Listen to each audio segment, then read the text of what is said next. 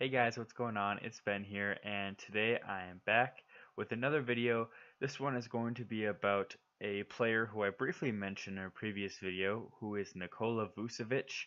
He is having a career year, if you are not aware, and I'm basically going to be talking about good trade destinations for him. He's in an expiring contract, and recently it came out that Orlando may be looking to capitalize on this and on his super productive season and trade him before he walks in free agency and they don't get anything in exchange for him. So, just to start off quick, I'm going to go over his statistics and we'll go from there. So, before this season, he is like a career average of around 14 points a game and around 9 rebounds. This season, he's having career highs in a lot of categories, though. He's averaging 21 points a game, 12 rebounds a game. He's also averaging 54% from the field, which is a career high, and he's averaging a whopping 40% from three-point range on 3 attempts a game, which is pretty good and by far the best of his career. So 54% from the field, 40% from three. That's pretty great. One block, one steal a game. But yeah, 21 points a game, 12 rebounds. That's pretty impressive. He's always been able to score, and we've known that, but he's doing it more efficiently this year. The 54% from the field is really good, and his trade value is just really high right now because he's having his best season by far. So I have 5 scenarios which I'm going to go through, and then that'll be it basically. And if you don't know, he plays for the Magic. He came into the league around 2011, I believe, if I'm correct. Yeah, 2011 to 12 was his first season, and his style of play is he basically plays not much defense, but he tries really hard on offense, does really well on offense, sort of like the evolution of the Brook Lopez player, where if you remember, Brook Lopez was an All-Star around 2013, and he was putting up stat lines similar, where he would score about 20 points a game, but he wouldn't play much defense. And Vucevic actually rebounds a lot more than Brook Lopez does, but they're similar players. Think of like Brook Lopez in his best season is like what Nikola Vucevic is right now. Okay, so to go through some trade scenarios, the first one I have Orlando trading with Boston. I have Boston getting Vucevic, and I have Orlando getting Terry Rozier, Marcus Morris, and Gabe Yabulsi. So Yabulsi is just a throw-in, but it's more like Rozier and Marcus Morris for Vucevic. So all three of these guys that besides Yabulsi are on expiring contracts. Um, Though Orlando really needs a point guard, and Boston doesn't really need Terry Rozier because he's the backup. So I have him going to Orlando because they would really want a point guard in a trade, and that could be facilitated by giving them Terry Rozier. And then Marcus Morris is just a good, solid player. I don't think he'd start for the Magic. I think he'd come off the bench in like a six-man role, but I think that he would do well for them and be able to put up around 10 to 13 points a game. So, so Orlando's starting lineup after this trade would look something like Rozier, Evan Fournier, um, Jonathan Isaac, Aaron Gordon, and Mo Bamba, with Marcus Morris as the main guy off the bench, along with like Jonathan Simmons. For Boston, I think it's a good trade because I think Vucevic is a much better player than Aaron Baines. He can essentially do anything Aaron Baines can do, which is rebound and just kind of like be a big body in the game. But then he also can whop a big offensive punch that Aaron Baines can't come close to whatsoever. He also can be a stretch five, which Aaron Baines can't do. And a lot of times Al Horford likes to play as a power forward, and so I think Vucevic allows that type of style to happen more often if he were on Boston. Whereas I think when they do that with Baines, Baines can only be out there for around 10 to 15 minutes a night just because he's limited in a lot of ways. Whereas I think Vucevic is still limited in some ways. Obviously, as I've said, on defense, he's limited, but on offense, he would be a much better suited player and a guy that you could play 30 minutes a night on this Boston team and not feel awkward or weird about. So the starting lineup for Boston after this trade would probably look like Kyrie, Jaylen Brown, Jason Tatum, Al Horford, and Vucevic, with your bench guys being Marcus Smart, Gordon Hayward, uh, Aaron Baines as your main bench guys, I'd say. So that's the first trade. The second trade I have here is uh, between the Magic and the Lakers. I have the Lakers getting Vucevic and Orlando getting Mo Wagner, Sven Mikhailuk, and Rajon Rondo. So the reasons for this trade are basically I think the Lakers do have JaVale McGee. He's playing really pretty well, and Tyson Chandler's been a good force off the bench. But when they have those guys in the game, their spacing is really bad, and like they could run this like they okay. Let's have this theoretical lineup out there: Lonzo, Brandon Ingram, LeBron, uh, JaVale McGee, and Kuzma. That's a lineup that would probably see a lot of traction. Those players all play quite a bit. But really on that lineup, you have Kuzma as like a decent shooter, and nobody else can honestly really shoot it all that well besides him. Uh, Lonzo's a liability from deep. Obviously, JaVale McGee couldn't shoot it at all from deep. And then LeBron and Brandon Ingram are pretty spotty from 3-point land. So really you have like no shooting in that lineup. But if now you were to sub in a Nikola Vucevic, he really opens things up. Um, and he can be a guy that I don't want to say he would be exactly what Brook Lopez is doing in Milwaukee, but he could play that similar role to like what Giannis and Brook Lopez do. That could be like what LeBron and Vucevic do. And it would be a good trade in that they're not really like Rondo's out with injury and they're doing fine without him, so he's on a 1 year deal. He's expiring, so you could send him to Orlando. They really need a point guard, and they're trying to make a playoff push this year, so they would really welcome a point guard of Rondo's caliber to lead the team. He'd be back in time for them to go to the playoffs, and again, it would open up a spot for Mo Bamba to start, and then you wouldn't have to start DJ Augustine anymore because you could slot in Rondo as a starting point guard.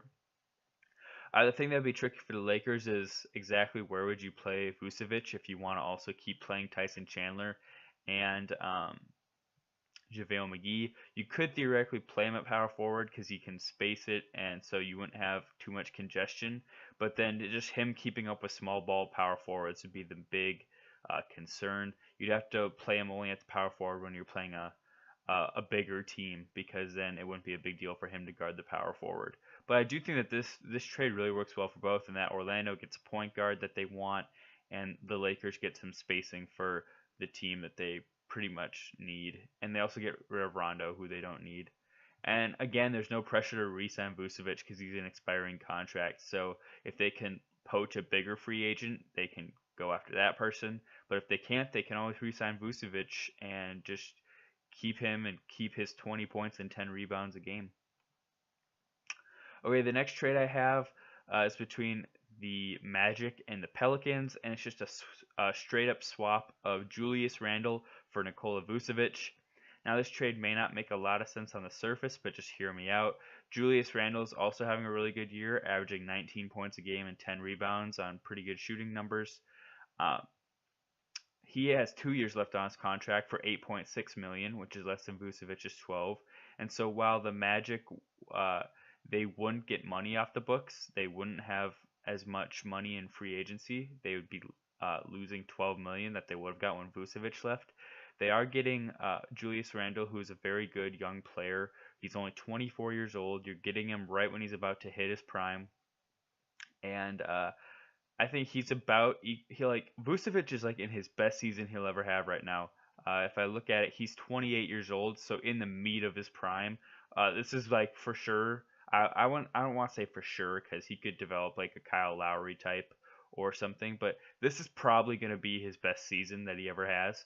But with Julius Randle, you're just scratching the surface, and New Orleans could use the spacing that Vucevic can provide with 40% from the 3-point land. So like you get a lot more spacing if you have a threesome of Mirotic, Vucevic, and Davis on the floor rather than Mirotic, Randle, and Anthony Davis. Vucevic also is bigger than Julius Randle. I think Julius Randle is 6'9", and I believe Nikola Vucevic is 6'11" or 7 feet. Let's see here. This says that he is. It doesn't say how tall he is. I'm on Basketball Reference, by the way, but he's either 6'11" or 7 feet. I know for sure. So he is bigger. You could put him at the 5, and he wouldn't get bullied by anybody really. Although he isn't a great defender, Julius Randle's a little bit of a better defender, but I think that Vucevic is more versatile on offense, whereas Julius Randle is essentially like a glorified rim runner, and he does have some moves, but I feel like Vucevic has just as many moves and can also shoot a three-point shot. So in today's NBA, that's more valuable. But for Orlando, you get a 24-year-old.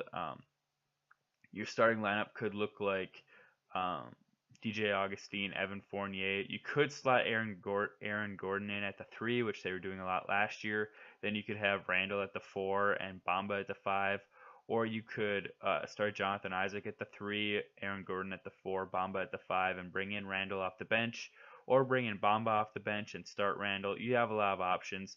Basically, for Orlando, the positive of this is you're swapping a 28-year-old for a 24-year-old, and you're not losing Vucevic for nothing, basically. And then for New Orleans, you're getting spacing, a better offensive player, and one that would pair slightly better with Anthony Davis, I think, even though he's a little less athletic. My fourth trade I have on here is, let's see here, it's between the Magic and the Spurs. This one doesn't make a ton of, this one is basically like Orlando's making the trade just because they don't want to lose Vucevic for nothing. It's Lonnie Walker the fourth, along with Davis Bertans, in exchange for Nikola Vucevic. So the Spurs' reasons for doing this trade are pretty clear. They don't really have a good center right now. They've been playing LaMarcus Aldridge there because Pau Gasol has been really ineffective when he has played, but he's missed a lot of time as well. So with this trade, they'd get a really good center. Again, he can shoot the three-point shot. He can rebound. He can do what you need for a team like this that really doesn't have a lot of spacing between DeRozan and Aldridge wanting to only shoot mid-range shots, it seems like it sometimes. So you bring him in. You get another really good, potent offensive threat. And then as far as Orlando, Lonnie Walker the fourth, is a promising young player. Yes, he's been injured this year, but we don't really know what to expect from him. But a lot of people are optimistic about his future. And then Davis Bertans has sort of been a surprising good player this year. He's shooting, I think it's roughly 48% from the field, but also like 48% from 3, which is really good. And any team can use that.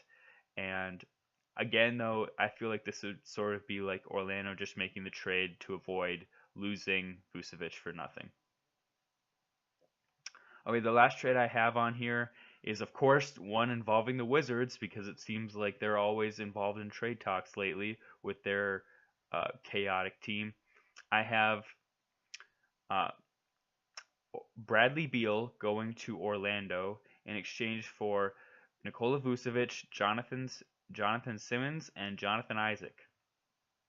So you might be asking yourself, well, why would they give up Bradley Beal for that? That doesn't seem like that quite good of a package. As I said before regarding the Bradley Beal situation and how it could play out, it sort of could be similar to the Jimmy Butler situation in that you might not get equal value for a player, but the team could just get better from removing a player that is causing bad goings on in the locker room.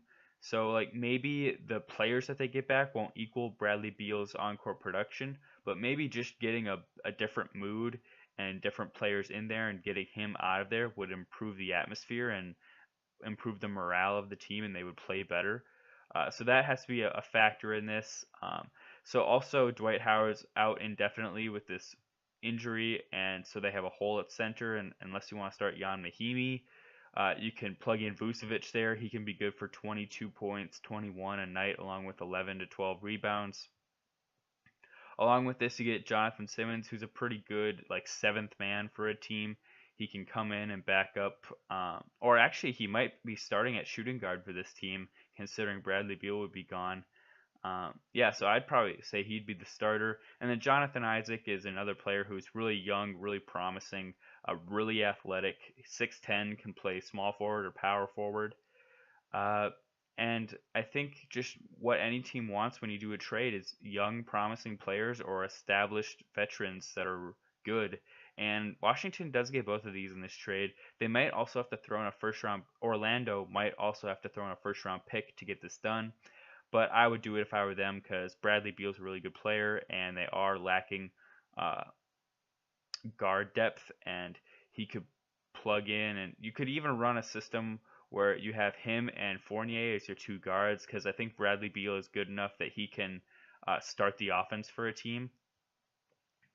So it would be a little bit of positionless basketball because you'd have him playing like the pseudo point guard role, but he isn't really a point guard. But I think he's competent enough to do that on offense. That being said, that's all I have for trades, guys. Those five right there, I think any of them is like reasonable.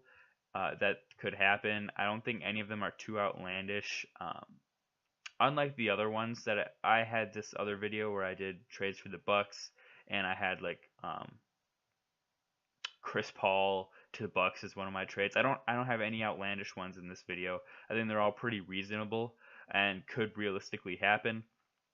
That being said, if you guys agree or disagree with the trades I've come up with, let me know in the comments and tell me why, and I'd love to hear from you, and we could talk about why certain trades are good or bad. Again, hope you guys enjoyed the video. Hope you have a good day, and I'll see you next time. Bye.